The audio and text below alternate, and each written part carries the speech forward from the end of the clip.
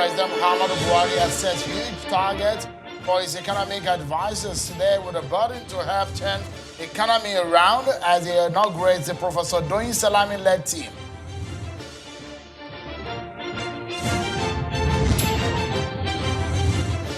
And the legal battle between the SDP and the electoral umpire over Kogi election had escalated as the Federal High Court today fixed 22nd of October for ruling in an interlocutory application filed by SDP and his governorship candidate in Kogi State, Natasha Akpoti.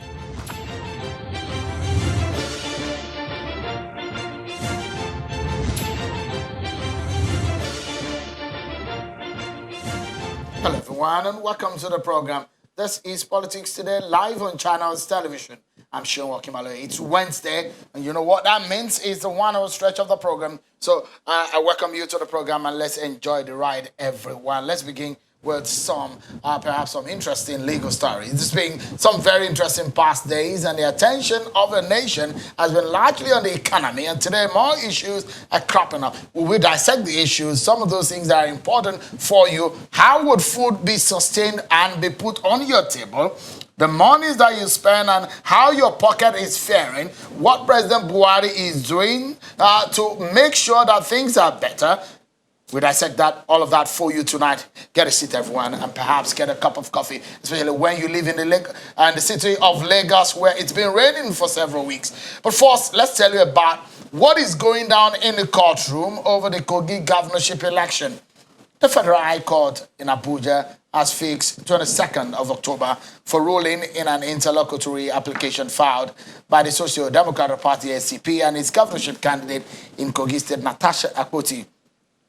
In the suit challenging a wrongful exclusion from the November 16, 2019 election by INEC, Akpoti was disqualified by INEC for fielding Muhammadu Yakubu as a running mate, which INEC described as an underage in the forthcoming election.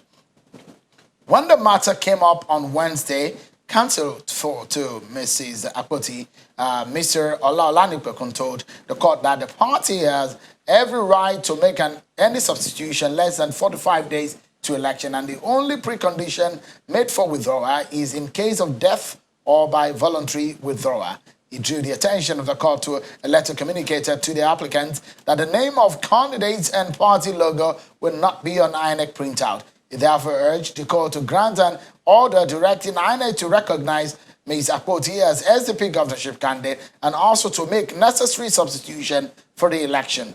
A restraining order on INEC from further subverting the interests of the candidates was also sought. In a counter-affidavit, counsel to INEC, Mr. Magnus Inoha, pointed out that SDP never had a valid candidate in the first place because the party submitted list of its candidate on the 9th of September, which is the last day of submission. Therefore, the applicant does not have legal right.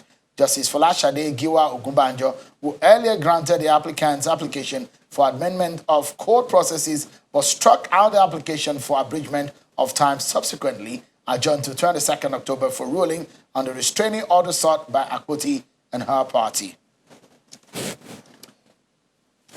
It's been an interesting day, so much meetings for President Buhari. Let's get some of those stories and more on our political roundup.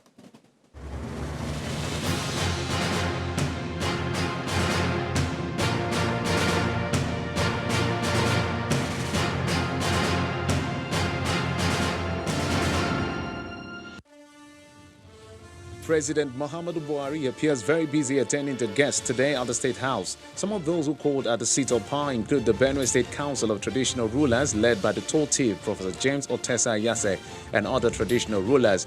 The president also received the governorship candidate of the APC in Bayelsa State, Mr. Daniel Leon, alongside the APC national chairman, Mr. Adams Oshomole, and the Minister of State for Petroleum Resources, Mr. Timothy Silva. And again, the president met with some of his allies during his military rule. His former cabinet members as military head of state from 1984 to 1985 paid him a courtesy visit. The Inter-Party Advisory Council is cautioning political players in Kogi and Bayelsa against misinformation, hate speech and all forms of deliberate dissemination ahead of the November 16 governorship election in the state. Addressing journalists in Abuja, the national president of IFA, Chief Peter Ame, explains that hate speech, deliberate disinformation and dissemination of fake news were some of the factors which affect the fairness of electioneering process. He also called on the autonomy of the local government system in the country. It is expedient to note that the damage caused by hate speech affects our political system and our national unity, adversely affecting our continued peaceful coexistence as a nation. Governor Maimala Boni of Yobe State is seeking military support to stop the activities of Boko Haram insurgents in the state. Governor Boni held a closed-door meeting with Chief of Army Staff Lieutenant General Tuko Borotai at the Army headquarters in Abuja. The governor explains that traditional rulers and those at the grassroots are ready to provide the necessary information that will help secure the state.